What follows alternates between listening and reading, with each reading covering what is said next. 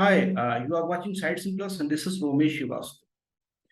Please do subscribe the channel for the HR news, for HR updates, and conversation with top-notch HR hosts. Today, we are going to discuss about the hiring preferences. Actually, hiring decisions play a pivotal role for the HR leaders because hiring is the first foundation of employee retention. This is the first foundation of inclusion. This is the foundation of organizational culture. But sometimes you have to choose between the two great choices. So let's discuss what matters more when it comes to the hiring. And to discuss in detail, today we have two senior HR leaders. Let me introduce Mr. Harjeet Khanduja. Harjeet is Senior Vice President, Human Resources at Reliance Jio, and Ms. Janani Prakaash.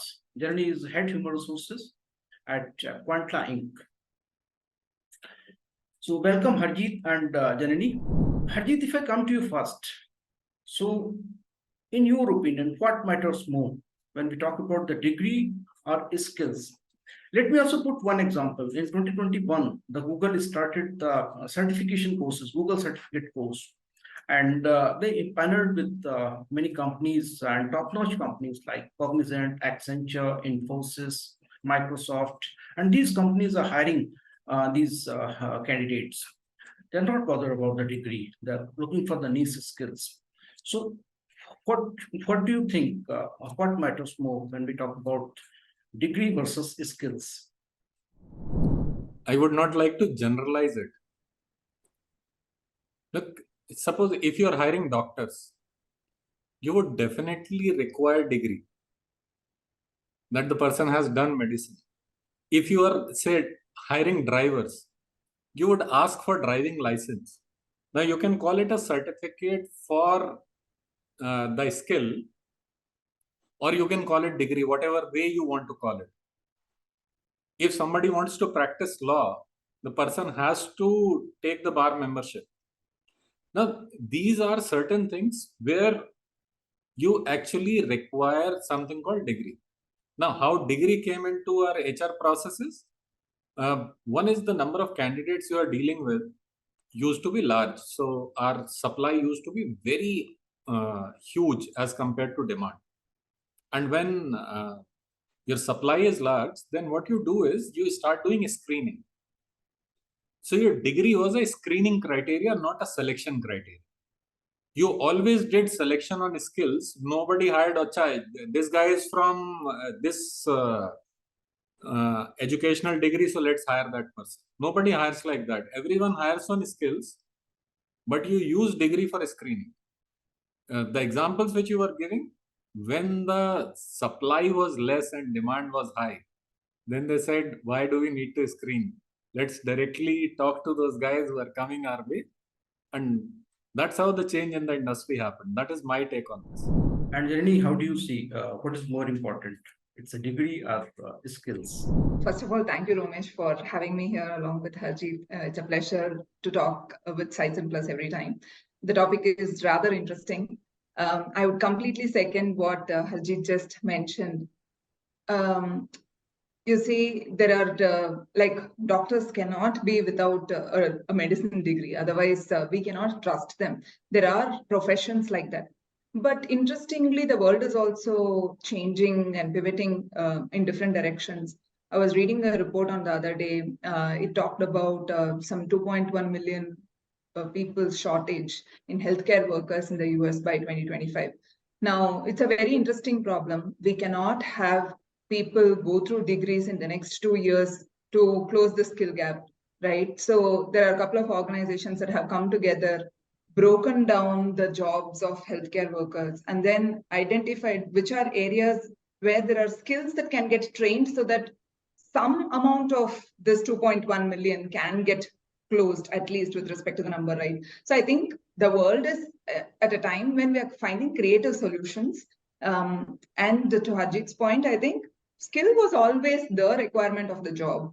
The supply-demand equation has been constantly changing. And at some stage, I think we all said we need experience, and this degree That became a criteria for people to come in. But again, the world is changing, it's round and shape. So right now, I think it's just taking another turn because of the same skill demand, the demand supply equation. And right now we are saying maybe skills is what we will need to prioritize a little more.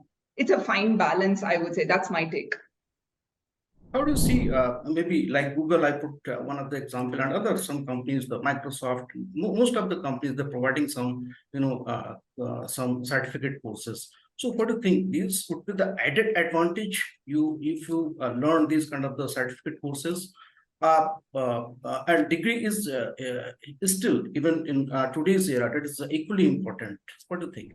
I think the certifications are much needed requirement today, because the skills half-life has been shrinking constantly, right? It used to be 15 years and then 5 years, and now there are reports that it will become 3 years or so, which means we are going to have newer skills coming in every 6 months, and therefore the muscle of learnability has to be constantly strengthened.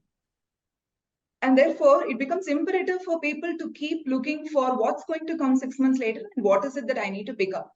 And therefore, constantly keep learning, right? Sometimes we find certifications that are directly related to our work and we learn. Sometimes maybe you learn something totally different, go for a swimming class, go for a music class, go for something else, develop a hobby. But then through all of this, you're continuously learning to keep learning. I think that's one of the primary skills of the future, invariable of whichever profession we are in, because there is constant development and it's happening across all around, right? So from that perspective, if you ask me, I think certifications are important. It also adds some credibility if it comes from good bodies. And therefore we should do those too. So Ramesh, I have an interesting point of view on this. Yeah, look, please. If McDonald's gives you a certificate of making burgers, then you will definitely know how to make a burger in McDonald's.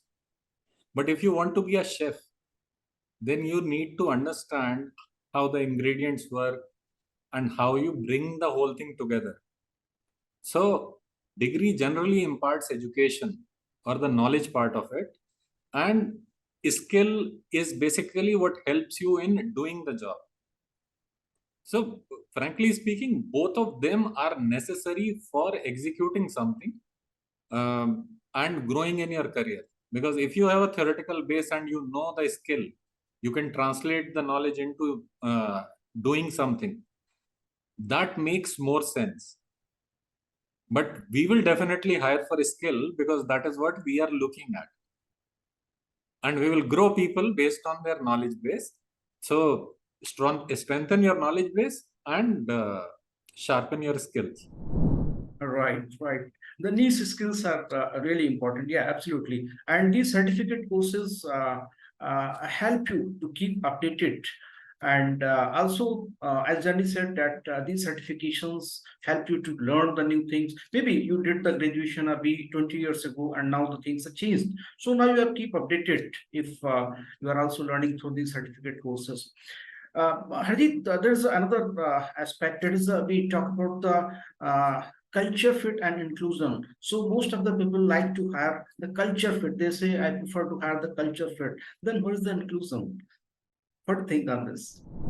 You have seen Dum Laga Ke Haisha, where the guy gets married to, he wanted Aishwarya Rai and he gets married to something totally opposite of what he was aspiring for. But so many organizations also go out and look for Aishwarya Rai as a candidate. And of course, there is only one Aishwarya Rai. What you can get is something closer to that, or not even closer something to that.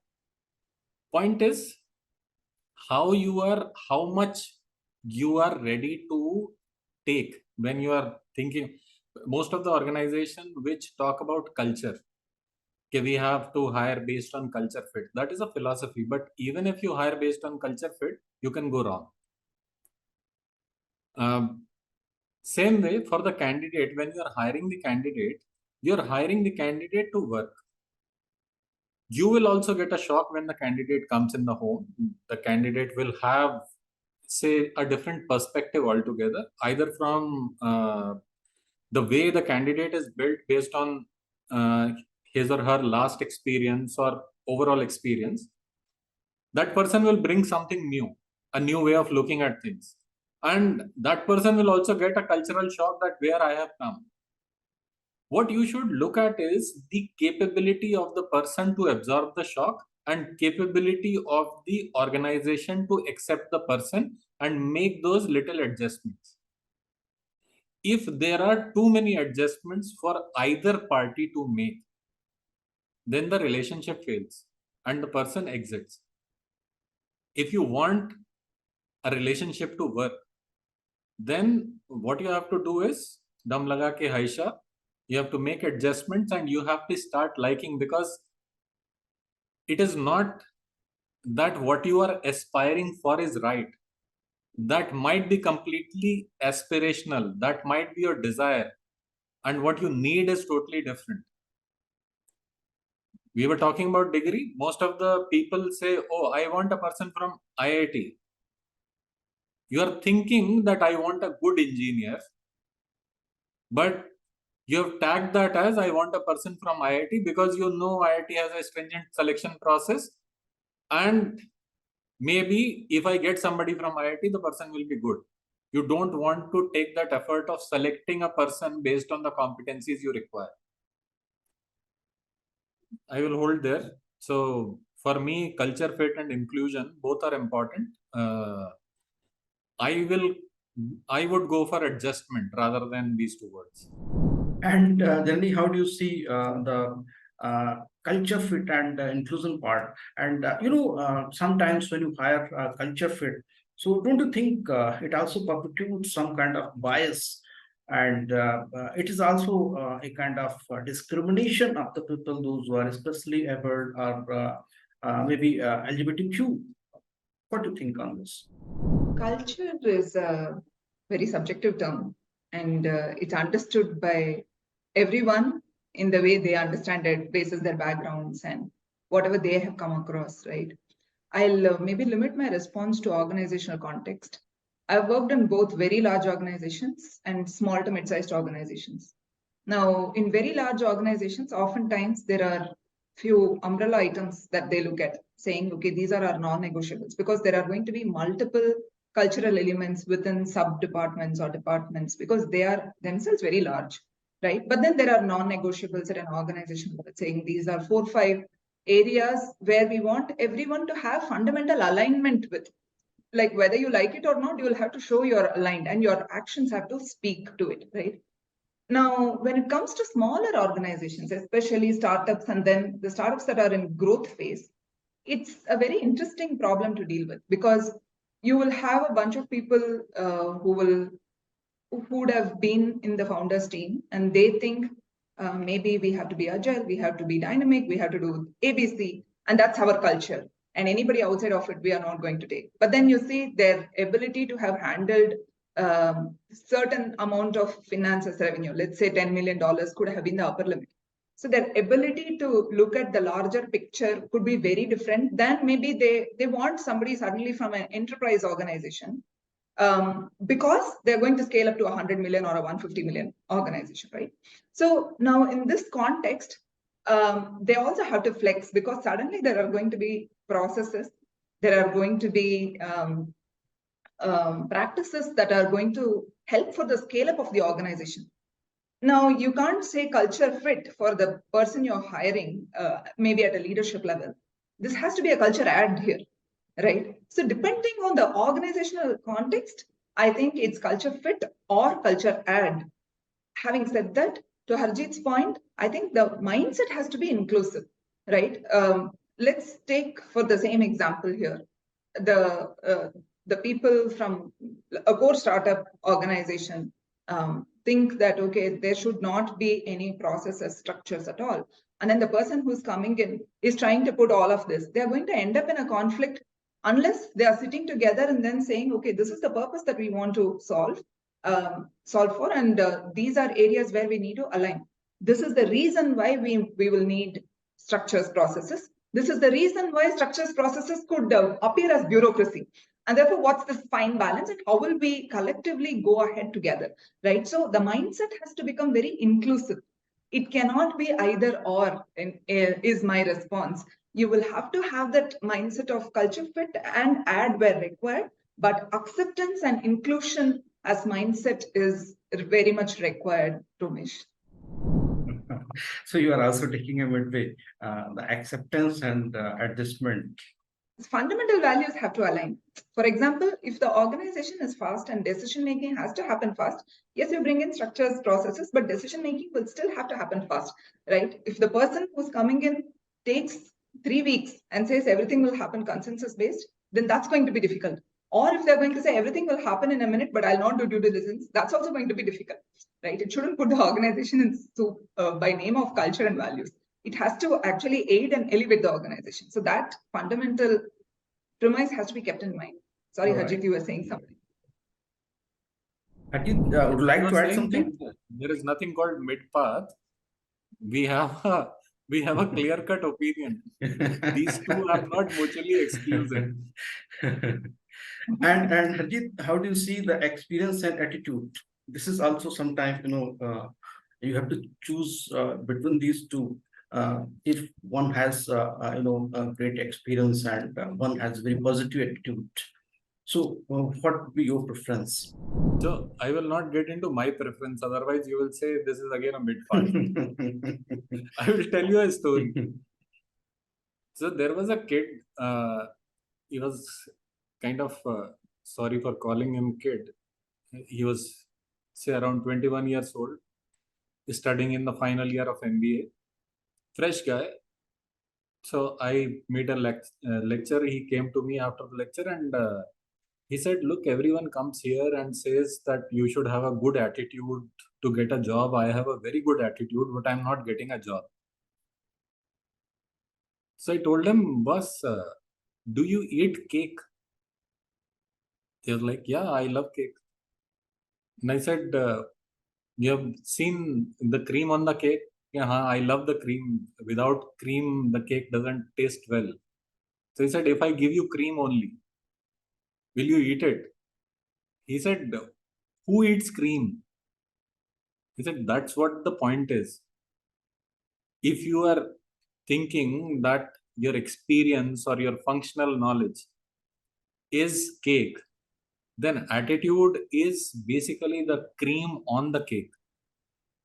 If you only offer cream, nobody is going to pick you. So when you have to look at somebody, if there is a person who doesn't have cream, who doesn't have attitude, a right attitude, only functional skill, and the person 100% matches the job role, maybe I will not pick that guy. But if a guy knows the job partly, has some relevant experience, and maybe delta is missing, but the person has the good attitude, I would prefer that person over the person who knows the job completely, unless I am not hiring a rocket scientist who is not available across the globe, then maybe. So again, demand and supply.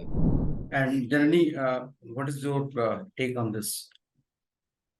I so love the story that Harjeet just mentioned. And it's so beautifully fitting experience and attitude, right? Attitude is just the cream, and you can't consume just the cream. You need the cake as well.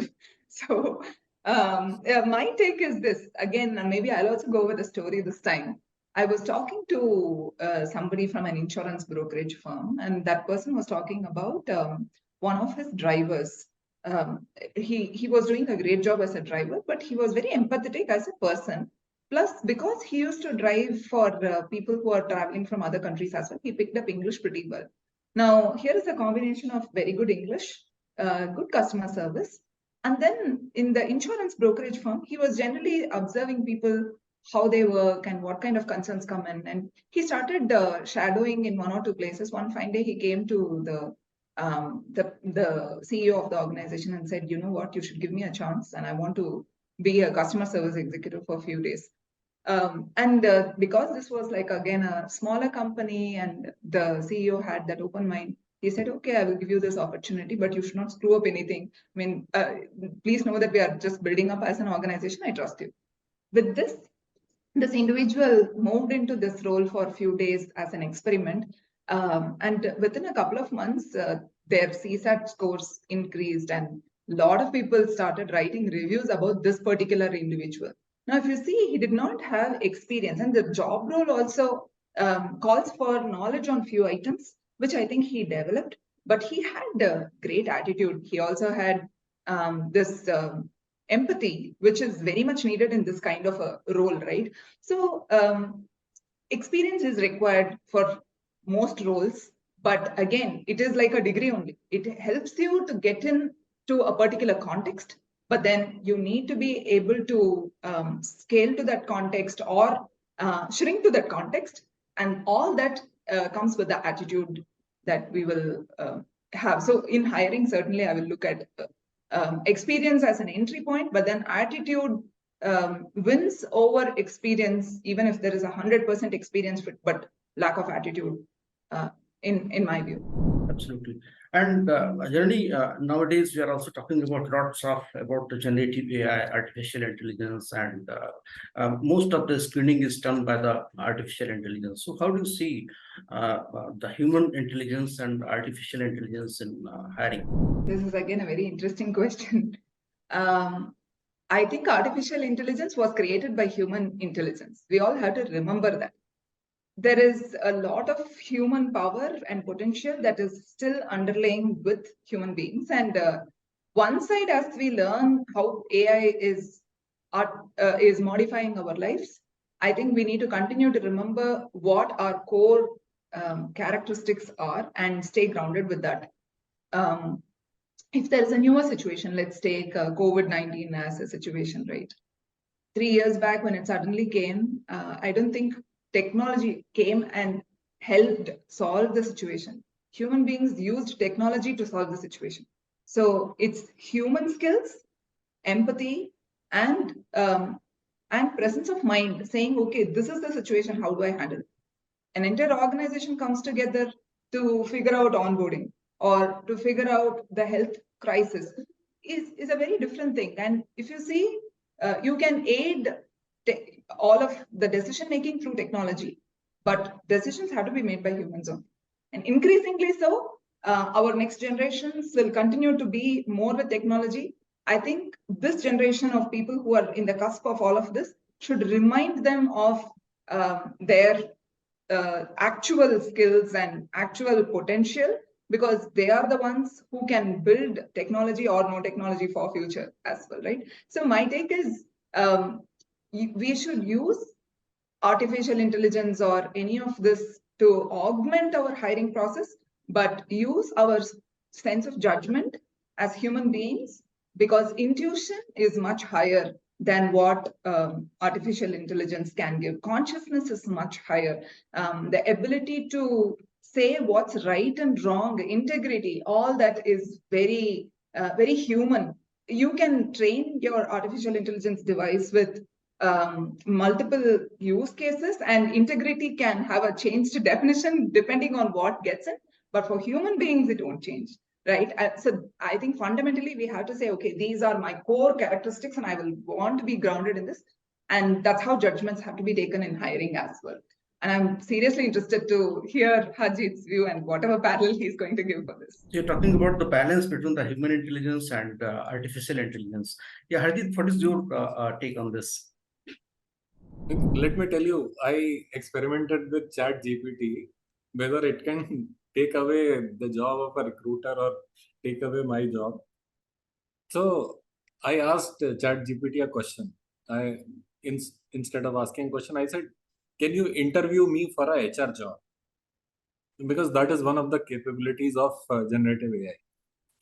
So it started, okay, which job you're interested in? I said, human resources. So he gave me, ChatGPT gave me a list of 10 questions and started with the first question. Why do you want to work in HR? So my response was, because I love HR.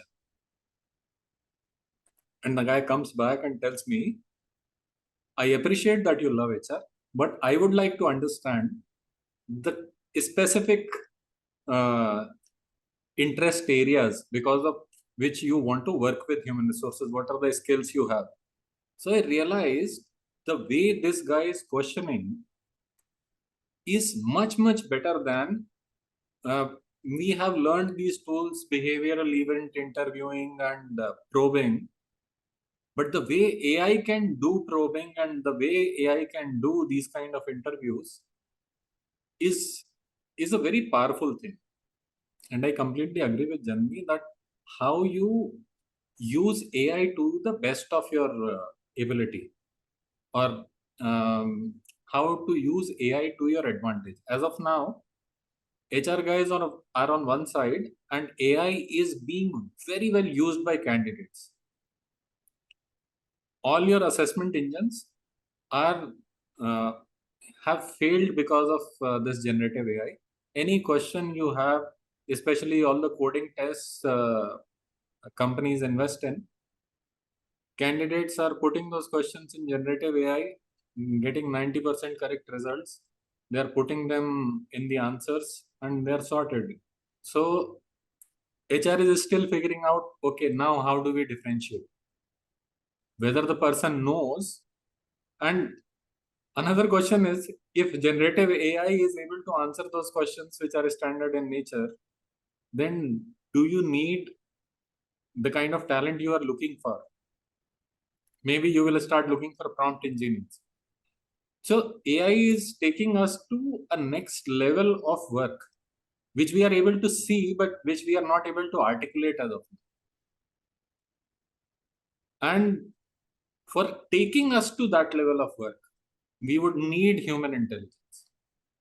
We'll have to figure out that in HR, how do we counter what AI has destroyed for us? And that's where human intelligence will come in play. And again, we will be able to figure out that what is that we need and what we need to do for getting that. So, Janani, there is also one more important point, college ranking versus the talent. So sometimes the employers put a condition that the candidate should be from the top 5 business schools or so. So what do you think? There should be the college ranking kind of filter, or that should be, based on talent performance? Okay, I've seen both sides. Okay, I have gone to like a cream-tiered college and then hired somebody, and then I've seen them not doing well, and then I've seen people coming from colleges that are not in any tiers, but then very much thinking about how do I carve out a future for myself. That's the way some students have actually looked at, and then they have made it big too. So college ranking, I think, is a great start point for anybody to get into a particular profession. But even that start point is getting changed nowadays. In the recent times, I'm seeing that there are students who come from like a tier 3, tier 4, or tierless colleges, create a LinkedIn profile, constantly hunt for very good projects, continuously learn, and then keep posting, build their digital persona, make sure that they are viewed by the right people, and then right opportunities start knocking their door. And then one fine day, these people are becoming founders, and then they are giving employment to so many people, right? So I'm seeing this happening now. So the lines are very much blurring, Romesh. It used to be the case when if you're coming from a very well-tiered college, then it's very good for you and your life is kind of set. But now maybe, yes, it does help in getting a good start point in good organizations directly. Maybe those people need not take this path of, okay, I'm going to hunt for projects every 2-3 months and I'm going to keep posting, I'm going to build a persona, all that. But then they get that entry point for sure. Sustaining there, I think, is beyond whichever tier of college anybody comes from. So my take is talent wins over the tiering of the college.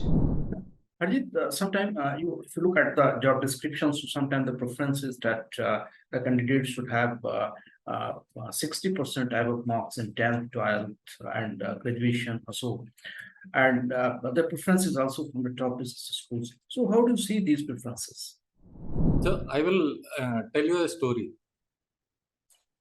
So I go to Mandi for say when I have to buy food. So I go to Mandi, and in Mandi You have to rub shoulders with other people. It is not that clean, and you have to figure out, okay, which fruits are good, and you get all the variety there. You pick and you get them at a reasonable price. And it is like when you are hunting, you like that stuff also, carry. I have done some achievement, and you bring those fruits home, then you wash them, and then they're equally good to consume. Then I have a nearby I have a supermarket where they select the best fruits and they package them properly, and you go, it has AC environment, and you pick up the fruit, keep it in your basket, come home. It is at least 3 to 4 times costly. Now, whether you are looking at convenience, or second is convenience and experience, and someone else has done that sorting for you, and there is a place where you actually want to go to mandi and select and enjoy that process. If you ask me, I enjoy both. Depends on how much time I have in hand. And I believe most of the organizations do it this way, that how much time they have at hand and how much effort they want to put in this, and whether they are ready to pay a delta amount for some kind of premium. It is all about demand and supply. That's it. If somebody has done that picking for me and I'm ready to pay for it, I will say, okay, I will go to a college which is premium. Otherwise, I will go to mandi and pick. Both are equally good when you taste them. There is no difference. I think we have been able to set some of the hiring preferences. So thank you so much, Harjeet and Janani, for joining the conversation and sharing a wonderful thought. Thank you so much.